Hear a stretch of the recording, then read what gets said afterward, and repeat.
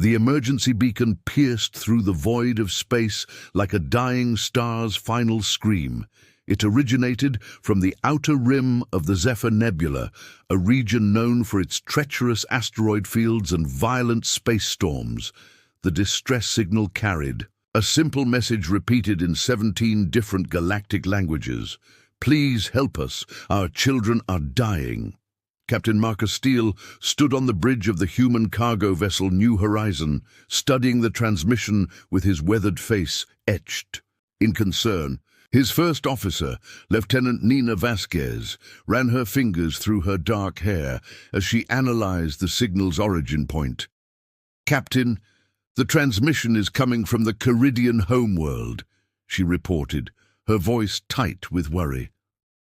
"According to galactic records, they're a peaceful agricultural species, population of about 12 million.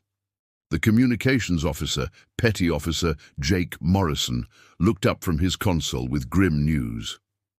"Sir, I've been monitoring Galactic Council channels. The Caridians sent the same distress call to every major civilization in this sector. The response has been disappointing." Captain Steele's jaw tightened. "What kind of responses?" Morrison pulled up the recorded messages on the main screen. One by one, the replies from various alien civilizations played out. The proud Vorthan Empire had responded with cold bureaucracy. "Your request has been filed for consideration. Estimated review time, 6 standard months." The technologically advanced Nexari had been equally dismissive. "Our resources are committed to more strategically important matters." Even worse were the responses from species humanity had once considered allies. The aquatic thalassans had simply stated, "The Caridian sector falls outside our sphere of influence." The crystalline resonance had offered nothing but silence. 12. Civilizations contacted, Morrison continued, his voice heavy with disgust. 12 rejections or delays. Some didn't even bother to respond. Lieutenant Vasquez pulled up the Caridian files on her tablet. "They're farmers, Captain. No military, no advanced technology, no strategic resources. They've never been involved in galactic politics. They just grow food and live peaceful lives." The distress signal continued its haunting repetition in the background. Captain Steele had served in the Earth Defense Force for 23 years, had seen the worst of humanity's conflicts, but something about this situation stirred something deep in his chest. These weren't warriors or politicians asking for help. These were parents watching their children suffer while the galaxy turned its back. "What's their emergency?" Steele asked quietly. Vasquez's face grew pale as she read the detailed report. "A plague, sir. Some kind of biological weapon released by raiders 6 months ago. It specifically targets their respiratory system.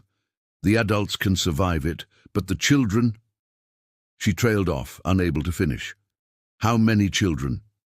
2.3 million under the age of maturity. Without medical intervention, the Caridian Medical Council estimates 90% mortality within the next month. The bridge fell silent, except for the persistent distress beacon. Captain Steele walked to the viewport, staring out at the stars. That seemed suddenly cold and distant. Behind him, his crew waited for orders. They were just a cargo ship, carrying farming equipment and medical supplies to a human colony 3 sectors away. They weren't equipped for a major rescue operation, but they were human. "Set course for the Caridian homeworld," Captain Steele commanded, turning from the viewport with determination blazing in his eyes. "Maximum speed." Lieutenant Vasquez hesitated. "Sir, with respect, we're a cargo vessel. We have basic medical supplies, but nothing capable of treating a plague affecting millions. Our orders are to deliver these supplies to Colony 7. If we deviate—" "Then we deviate," Steele interrupted. "Nina, contact Dr. Patricia Wells in the medical bay. I want to know exactly what we have in terms of medical equipment and pharmaceuticals." Within minutes, the ship's chief medical officer appeared on the bridge. Dr. Wells was a small woman with silver hair and hands that had saved countless lives during her 40-year career. She listened to the briefing with the focused attention of someone accustomed to medical emergencies. "Captain, our medical bay is equipped for basic trauma and illness treatment for a crew of 45, she said honestly. "We have some broad-spectrum antibiotics, basic surgical equipment, and about 1,000 units of various medications. It's nowhere near enough for what they're describing." "But it's something," Morrison interjected from his station. "Sir, I've been analyzing the plague's characteristics from their medical data. Dr. Wells, if we could synthesize even a small amount of the right treatment—" Dr. Wells nodded slowly. "We might be able to help some of them. The question is, do we have the right base compounds?" She paused, then looked directly at Captain Steele. "There's something else, Captain. The cargo manifest shows we're carrying industrial-grade chemical processors bound for Colony 7's mining operation. If we could retrofit them—" "Do it," Steele ordered without hesitation. "Whatever you need, Doctor." As the New Horizon altered course toward Caridian space, word of their mission spread through the ship. The crew, just 38 humans on a routine cargo run, began volunteering for extra shifts. Engineer Tom Bradley worked around the clock to modify the industrial processes into makeshift pharmaceutical production units. Cargo specialist Linda Foster reorganized the entire hold to create temporary medical facilities. "Captain," Vasquez said quietly as they approached the Caridian system, "I've been thinking about the other civilizations' responses. Why do you think they all refused? These people are dying." Steele was quiet for a long moment, watching the alien sun grow larger on the view screen. "Because they think like governments, Nina. They calculate cost versus benefit, strategic importance versus resource expenditure. They see numbers on reports instead of children gasping for breath, and humans don't." "Oh, we do," Steele admitted, "but we also do something else. We imagine what it would be like if those were our children, our families.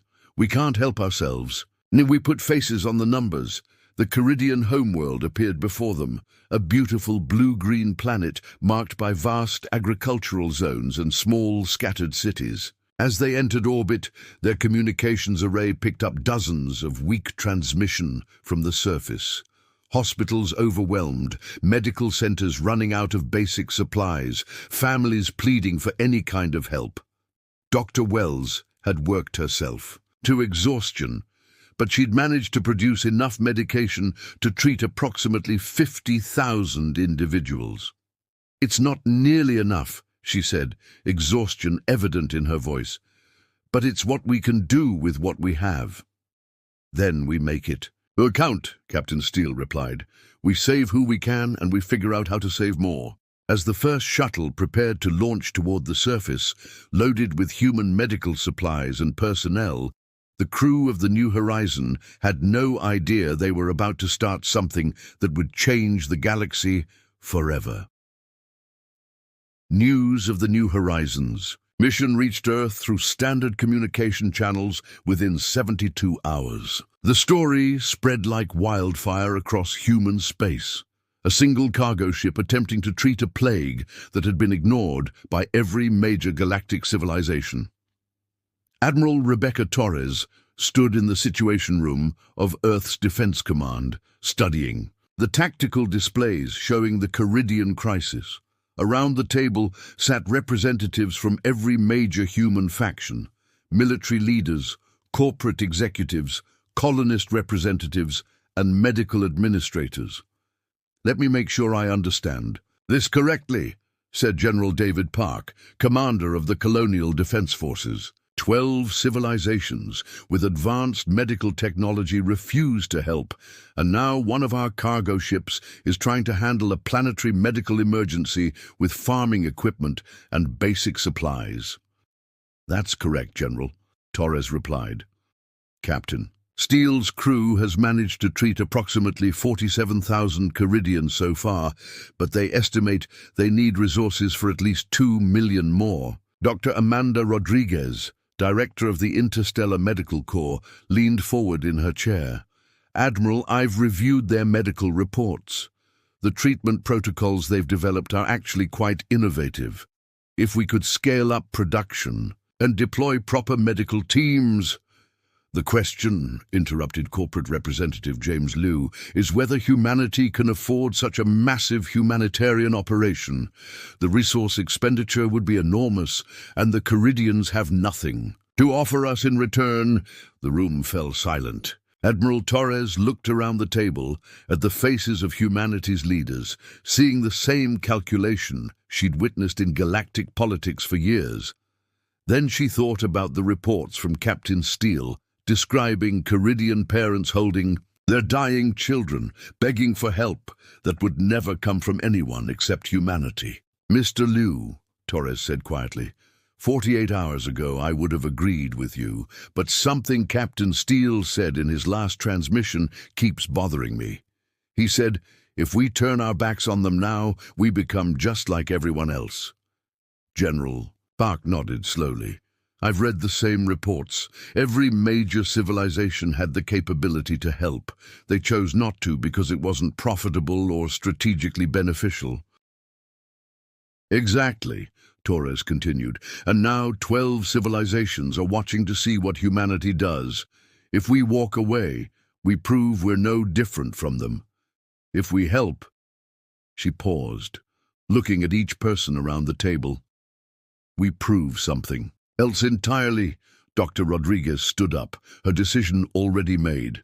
"Admiral, the Medical Corps can have 12 hospital ships equipped and ready for departure within 48 hours. We'll need logistical support and transport for additional supplies. The Colonial Defense Forces can provide escort ships and cargo vessels," General Park added. "This isn't just about helping the Caridians anymore. This is about who we are as a species." Corporate Representative Liu looked uncomfortable. "The shareholders won't understand dedicating resources to people who can't pay for treatment." "Then we'll explain it to them," Torres replied firmly. "We'll explain that sometimes being human means doing what's right instead of what's profitable." Within 6 hours, Operation Compassion was officially authorized. 15 hospital ships, 37 cargo vessels, and 53 escort craft began loading medical supplies, food, and personnel for immediate departure to Caridian space. The largest humanitarian mission in human history was about to begin. But word of humanity's massive response traveled through galactic communication. Networks faster than the relief fleet could travel through hyperspace. In council chambers, corporate boardrooms, and military headquarters across the galaxy, alien civilizations watched with a mixture of confusion and growing unease as humanity mobilized not for conquest or profit, but for the simple act of saving lives. On the bridge of the New Horizon, still orbiting the Caridian homeworld, Captain Steele received the transmission from Admiral Torres personally. As he listened to the details of the incoming relief fleet, his weathered face showed something that had been absent for too long in galactic affairs: hope. "Captain," Lieutenant Vasquez said softly, "we're about to have a lot of company." Steele smiled for the first time in days. "Good. These people deserve better than what one cargo ship can provide." He looked out at the planet below, where Caridian families were beginning to recover thanks to human intervention. "They deserve to see what humanity is really capable of when we decide to care." 3 weeks after the arrival of the human relief fleet, the Caridian homeworld had transformed from a dying planet into a bustling center of interspecies cooperation. Human medical facilities operated around the clock, treating not just the plague victims, but addressing decades of neglected medical issues throughout Caridian society. Commander Angela Price, now serving as the operations medical coordinator, stood in the temporary command center established in the Caridian capital city. Surrounding her were holographic displays showing treatment statistics, supply levels, and recovery rates that would have seemed impossible just a month earlier. "Final casualty report, Commander," announced medical technician Robert Hayes, his voice filled with barely controlled emotion. "Total Caridian deaths from the plague, 87,000. Projected deaths without intervention, 2.1 million. The numbers hung in the air like a monument to what had been accomplished. Over 2 million lives saved by a species that had asked for nothing in return. Commander Price felt the weight of those numbers, understanding that each statistic represented families reunited, children who would grow up, parents who wouldn't have to bury their young. "There's something else, Commander," Hayes continued. "We're receiving transmissions from across the galaxy. Apparently, word of our operation has reached some unexpected places." The main communications array activated, displaying a series of messages that had been arriving steadily over the past week. Commander Price read them with growing amazement. The first was from the Kepler Mining Consortium, a group of smaller species who had been exploited by larger civilizations for generations. "We have medical supplies and volunteer personnel ready to assist with humanitarian efforts. Where do you need us?" The second came from the Outer Rim Agricultural Alliance. "Our harvest yields are above projected needs. We can provide food supplies for extended relief operations at no cost." Message after message followed the same pattern. Species that had been ignored, dismissed, or exploited by the major galactic powers were stepping forward to offer assistance to humanity's humanitarian mission. Not because they expected payment or political advantage, but because they had witnessed something they had never seen before. A powerful civilization choosing compassion over profit. But perhaps the most significant transmission came from an unexpected source. Dr. Evelyn Carter, the fleet's chief xenobiologist, called Commander Price to the communications center with barely contained excitement. "Commander, you need to see this. It's a direct transmission from the Vorthan Empire, specifically from someone claiming to be a group of Vorthan medical professionals." The holographic display activated, showing 3 Vorthan individuals in what appeared to be a medical facility. Their tall, angular forms and distinctive blue-tinged skin marked them as members of the Empire that had originally dismissed the Caridian crisis as non-strategic. "Human medical personnel," the lead Vorthan began, his voice carrying an emotion rarely heard from his species, shame. "I am Chief Medical Researcher Vexhan of the Vorthan Medical Institute. We have been monitoring your intervention on the Caridian homeworld." He paused, as if struggling with the words. "For 73 years, I have served my Empire's Medical Research Division. In that time, we have developed treatments that could have saved the Caridian population within days of the plague's outbreak. Our government chose not to act because the Caridians offered no strategic value." The other 2 Vorthan behind him stepped forward. "We cannot officially offer Imperial assistance, but we can provide you with our research data, medical protocols, and treatment specifications. What you have accomplished with primitive equipment shames our advanced technology and our failure to use it for good." Commander Price stared at the transmission, realizing she was witnessing something unprecedented in galactic politics. Members of a major civilization openly defying their government's decision to ignore a humanitarian crisis. "There's more, Commander," Dr. Carter added quietly. "We're receiving similar transmissions from medical professionals throughout the galaxy. Individual doctors, researchers, and medical organizations from every major civilization offering assistance despite their government's official positions." The implications were staggering. Humanity's simple decision to help had created a ripple effect throughout galactic society. Medical professionals who had been forced to watch entire populations suffer due to political calculations were finally finding their voice. "Send responses to all of them," Commander Price ordered. "Medical knowledge belongs to everyone, and every life we can save matters.